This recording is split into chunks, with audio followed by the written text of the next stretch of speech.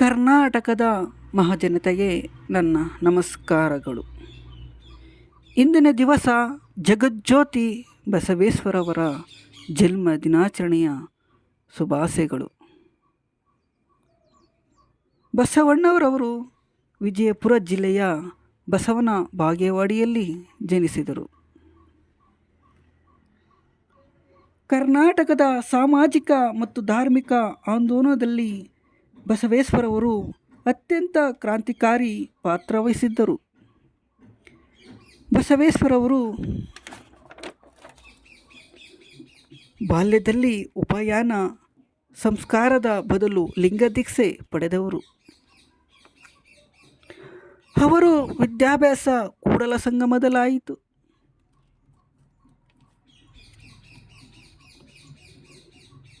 ಬಸವೇಶ್ವರವರ ತಂದೆ ತಾಯಿ ಮಾದರಸ ಮತ್ತು ಮಾದಲಾಂಬಿಕೆ. ಬಸವನ ಬಾಗೇವಾಡಿ ಅಗ್ರಹಾರದ ಶೈವ ಬ್ರಾಹ್ಮಣರಾಗಿದ್ದರು. ಬಸವ ತತ್ವವನ್ನು ಶಕ್ತಿ ವಿಶಿಷ್ಟ ದ್ವೈತ ಎಂದು ಕರೆಯುತ್ತಾರೆ.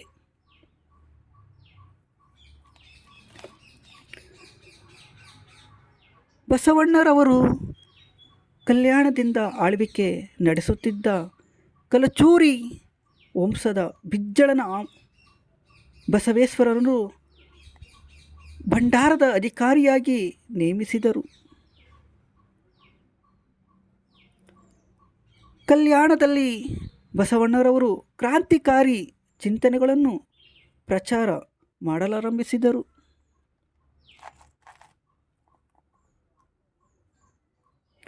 ಸಂಪ್ರದಾಯಸ್ಥರು ಈ ಚಿಂತನೆಗಳನ್ನು ವಿರೋಧಿಸುತ್ತಿದ್ದರು. ಇದರಿಂದ ನೊಂದುಕೊಂಡ ಅವರು ಕಲ್ಯಾಣವನ್ನು ತೊರೆದು ಕೂಡಲ ಸಂಗಮಕ್ಕೆ ಹೋದರು.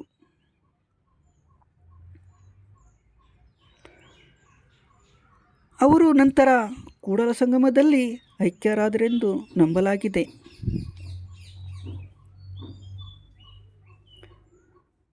ಬಸವಣ್ಣರವರು ಜಾತಿರಹಿತ ಮತ್ತು ವರ್ಗರಹಿತ ಸಮಾಜ ನಿರ್ಮಾಣಕ್ಕೆ ಪಣತೊಟ್ಟರು. ಕಾಯಕವೇ ಕೈಲಾಸ, ಇದು ಅವರ ಮುಖ್ಯ ಬೋಧನೆಗಳಲ್ಲಿ ಒಂದಾಗಿದೆ.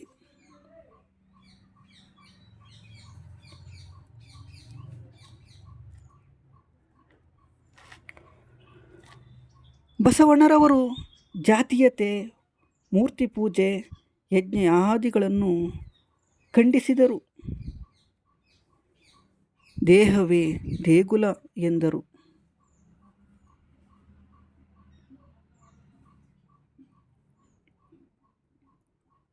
ಹೆಣ್ಣು ತಾಯಿ ಅವಳೇ ಸರ್ವಸ್ವ ಎಂಬ ಅವರ ಮಾತು ದನಿ ಕಳೆದುಕೊಂಡಿದ್ದ ಸ್ತ್ರೀಯರಿಗೆ ಆತ್ಮವಿಶ್ವಾಸ ನೀಡಿತ್ತು.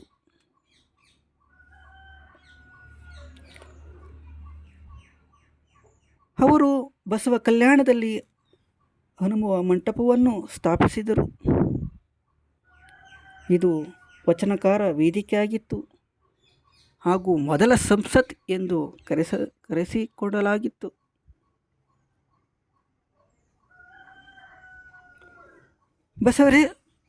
ಬಸವೇಶ್ವರವರು 1000ಕ್ಕೂ ಹೆಚ್ಚಿನ ವಚನಗಳನ್ನು ರಚಿಸಿದರು. ಇವು ಕೂಡಲ ಸಂಗಮ ದೇವ ಎಂಬ ಅಂಕಿತ ನಾಮದಿಂದ ಕೊನೆಗೊಳ್ಳುತ್ತವೆ.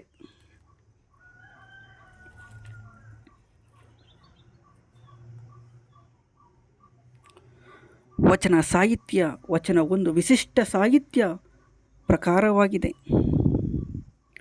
ವಚನಗಳು ಗದ್ಯದಂತೆ ಓದಲು, ಪದ್ಯದಂತೆ ಆಡಲು ಬರುವ ಸಾಹಿತ್ಯ. ಜೇಡರ ದಾಸಿಮಯ್ಯ, ಅಲ್ಲಮ ಪ್ರಭು, ಚೆನ್ನಬಸವಣ್ಣ, ಅಕ್ಕಮಹಾದೇವಿ ಮೊದಲಾದ ವಚನಕಾರರಿದ್ದರು.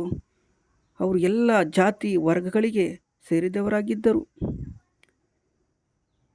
ವಚನಗಳಲ್ಲಿ ಪ್ರಕಟವಾದ ಚಿಂತನೆಗಳು ಇಂದಿಗೂ ಪ್ರಸ್ತುತವಾಗಿವೆ. ಬಸವಣ್ಣರವರು ಮಾಧುರಯ್ಯ ಎಂಬ ಬ್ರಾಹ್ಮಣ ಕನ್ಯೆಗೂ ಅರಳಯ್ಯ ಎಂಬ ಅಸ್ಪೃಶ್ಯದ ಮಗನಿಗೂ ವಿವಾಹವನ್ನು ಮಾಡಿದರು. ಇದೊಂದು ಕ್ರಾಂತಿಕಾರಿ ಕೆಲಸವಾಗಿದೆ ಎಂದು ಜನರು ಹೇಳಿದ್ದರು. ಅವರ ಪ್ರತಿಮೆ 111 ಅಡಿ ಎತ್ತರದ ಪ್ರತಿಮೆಯನ್ನು ಗದಗದಲ್ಲಿ ನಿರ್ಮಿಸಲಾಗಿದೆ. ಬಸವಣ್ಣರವನ್ನು ವಿಶ್ವಗುರು ಎಂದು ಕರೆಯುತ್ತಾರೆ. ಕರ್ನಾಟಕದ ಮಾರ್ಟಿನ್ ಲೂಥರ್ ಯಾರು ಎಂದರೆ ಅದು ನಮ್ಮ ಬಸವಣ್ಣರವರು.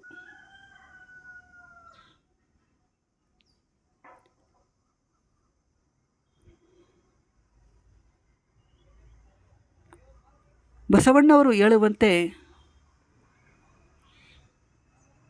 ಉಳ್ಳವರು ಶಿವಾಲಯ ಮಾಡುವರು, ನಾನೇನು ಮಾಡಲಿ ಬಡವನಯ್ಯ, ತನ್ನ ಕಾಲೇ ಕಂಬ ಶರೀರವೇ ದೇವುಗಳ ಶಿರವೇ ಒನ್ನ ಕಳಸವಯ್ಯ ಎಂದು ಬಸವಣ್ಣವರು ಮಾತನ್ನು ನುಡಿದಿದ್ದಾರೆ. ಇದು ಎಲ್ಲರ ಮನದಲ್ಲಿ ಸೇರಿದೆ. ಶ್ರೀಮಂತನಾದವನು ಪೂಜೆ ಪುನಸ್ಕಾರವಾರ ಮಾಡುವನು, ಬಡವನು ಏನು ಮಾಡುವನಯ್ಯ ಎಂಬ ಮಾತನ್ನು ಉತ್ತಮವಾದ ರೀತಿಯಲ್ಲಿ ಹೇಳಿದ್ದಾರೆ. ಇದು ಬಡವರು ತಿಳಿದು ಅರಿತುಕೊಳ್ಳಬೇಕು ಅಂತ ನಾನು ಮಾತನ್ನು ಹೇಳುವೆ ಸ್ನೇಹಿತರೆ. ನಿಜವಾಗಲೂ ನಮ್ಮ ಬಸವಣ್ಣವರು 12ನೇ ಶತಮಾನದಲ್ಲಿ ಎಲ್ಲದ ಉತ್ತಮ ಕಾರ್ಯಗಳನ್ನು ಮಾಡಿದ್ದಾರೆ. ಅದು ಜಾತಿ ಪದ್ಧತಿಯಾಗಲಿ, ಪೂಜೆ ಪುನಸ್ಕಾರ ಆಗಲಿ, ಎಲ್ಲನೂ ಮಾಡಿದ್ದಾರೆ ಅಂತ ಹೇಳ್ಬೋದು ಸ್ನೇಹಿತರೆ. ಅವರು ಇಂದಿನ ಪ್ರಸ್ತುತ ದಿನದಲ್ಲಿ ಇದ್ದಿದ್ದರೆ ನಮ್ಮ ಜಗತ್ತು ಉತ್ತಮ ರೀತಿಯಲ್ಲಿ ಬದಲಾವಣೆ ಆಗ್ತಿತ್ತು ಅಂತ ಹೇಳ್ಬೋದು ಸ್ನೇಹಿತರೆ.